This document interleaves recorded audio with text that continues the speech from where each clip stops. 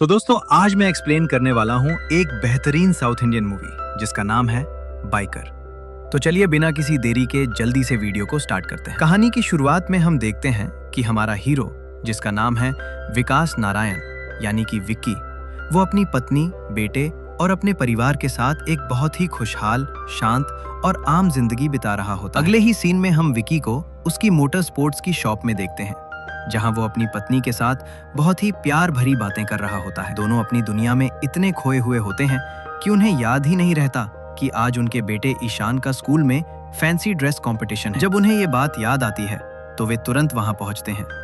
यहाँ पर हम देखते हैं कि ईशान ने फैंसी ड्रेस कंपटीशन में एक बाइकर का कॉस्ट्यूम पहना हुआ है।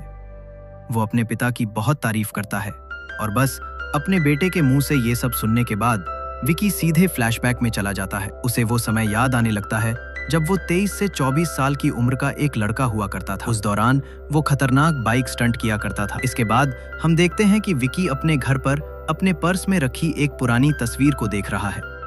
उस तस्वीर में वो खुद बाइकर के कॉस्ट्यूम में दिखाई दे रहा है।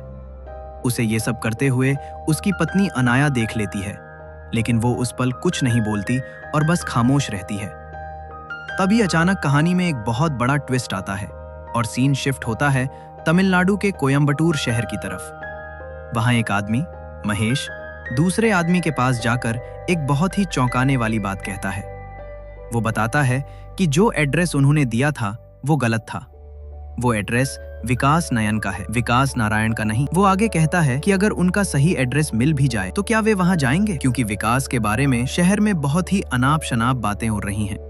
वो ये भी कहता है कि यहाँ जो कुछ भी हो रहा है, जो भी हाल है, वो बात विक्की तक पहुंचानी ही पड़ेगी। जी हाँ दोस्तों, विकास और कोई नहीं, हमारा हीरो विक्की ही है। अब हम उसे विक्की ही कहेंगे ताकि आपको कहानी को समझने में कोई कंफ्यूजन ना हो। इसी उथल पुथल के बीच विक्की अपनी शॉप के लिए स्पेयर पार्ट्स लेने के लिए जाता है और अपनी पैकिंग का इंतजार कर रहा होता है। तभी उसकी नजर वहाँ रखे टीवी पर पड़ती है और वो हैरान रह जाता है। न्यूज में दिखाया जा रहा है कि सुनील नारायण को कंपनी से बाहर निकाल दिया गया है और ये सब किसी और ने नहीं बल्कि इंद्रनील ने किया है। सुनील नारायण पर एक बहुत ही गंभीर आरोप लगा है कि उसने मोटोग्रॉस कंपनी से पैसे लेकर अपनी ही कंपनी के साथ धोखा किया है। इंद्रनील मीडिया के सामने आकर बताता है कि सुनील पिछले 7 सालों में एक भी स्टार रेसर नहीं बना पाया और ना ही कोई नया विनर तैयार कर सका है। वो चुनौती देते हुए ये भी कहता है कि अगर सुनील एक भी अच्छा रेसर बनाकर दिखा दे तो वो अपने सारे आरोप वापस ले लेगा। इस घटना के बाद सुनील नारायण के इस अपमान और घोटाले की खबर आग की तरह सभी टीवी चैनलों और अखबारों में फैल जाती है। हर तरफ बस इसी बात की चर्चा हो रही होती है। अगले दिन हम देखते हैं कि विक्की अपने बेटे को स्कूल छोड़ने जाता है, लेकिन वहाँ उसे एक और चौंकाने वाली खबर मिलती है। उसे पता चलता है कि उसके बेटे ईशान की उसके एक क्लासमेट के साथ लड़ाई हो गई थी। ऋतिक के पिता जो वहाँ मौजूद होते हैं विक्की को बताते हैं कि आपकी पत्नी की स्पेशल रिक्वेस्ट पर ही आपके बेटे को स्कूल में रखा गया है, वरना उसे बहुत पहले ही स्कूल से निकाल दिया जाता। इसके बाद वो विक्की को भला बुरा कहने लगते हैं और ताना मारते हुए कहते हैं कि आज के जमाने में लोग बच्चे तो पैदा कर लेते हैं लेकिन उन्हें कोई संस्कार नहीं देते। विक्की ये सब सुनकर बहुत उदास हो जाता है, लेकिन ठीक उसी समय ईशान की एक दोस्त वहाँ आती है और सच बताती है। वो कहती है कि ईशान की इसमें कोई गलती नहीं थी। असल में सबसे पहले ऋतिक ने ही गलत बात की। ऋतिक और उसके दोस्तों ने ईशान और उसके पिता को वेस्ट फेलो कहकर चिढ़ाया था और उनका मजाक उड़ाया था। जब विक्की इस बारे में ईशान से पूछता है तो ईशान अपने पिता के प्रति अपना गहरा प्यार और सम्मान दिखाता है। बेटे की ये बात सुनकर विक्की की आंखों में आंसू आ जाते हैं और वो बहुत ज्यादा इमोशनल हो जाता है। लेकिन दोस्तों, इस भावुक पल के बीच एक बार फिर विक्की की यादें अतीत की तरफ मुड़ जाती हैं। वो फिर से फ्लैशबैक में चला जाता है। कहानी हमें 1994 के एक ऐसे रोमांचक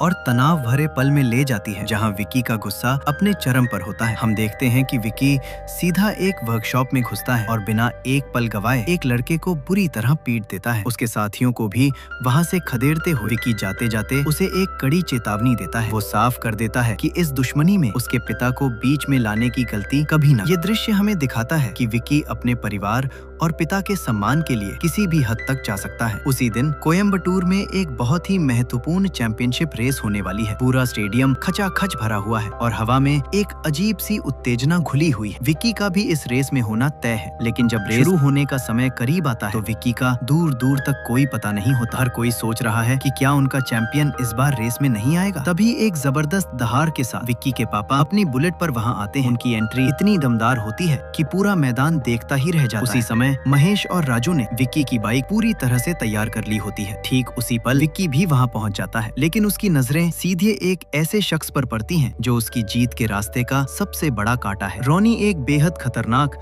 और चैंपियन रेसर है जो विक्की को अपनी जलती हुई आंखों से घूर रहा है। उसकी हर एक हरकत बता रही है कि वो हर हाल में विक्की को हराना और अपना बदला पूरा करना चाहता है। जैसे ही रेस शुरू होती है, इंजनों की भयानक आवाज से पूरा ट्रैक गूंज उठता है। शुरुआती लैप्स में ही रफ्तार का दबाव इतना ज्यादा होता है कि कई रेसर अपना संतुलन खोकर ट्रैक से बाहर गिर जाते हैं। तीसरे लैप तक आते आते अधिकांश प्रतिभागी रेस से बाहर हो चुके होते हैं। मुकाबला अब बेहद कड़ा हो चुका है। आखिरी लैप में आसमान से मूसलाधार बारिश शुरू हो जाती है जो इस रेस को एक जानलेवा चुनौती में बदल देती है। फिसलन भरे ट्रैक पर बाकी बचे कंटेस्टेंट भी बाहर हो जाते हैं और मैदान में सिर्फ 2 ही जांबाज रेसर बचते हैं, विक्की और रोनी। इस खतरनाक परिस्थिति में विक्की अपने पिता की दी हुई ट्रेनिंग और सलाह को याद करता है। वो अपनी पूरी एकाग्रता और कौशल का इस्तेमाल करता है और रोनी को पछाड़ते हुए इस चैंपियनशिप रेस को अपने नाम कर लेता है। जीत के बाद दर्शकों का उत्साह देखने लायक होता है। एक छोटा बच्चा विक्की के पास ऑटोग्राफ मांगने आता है और विक्की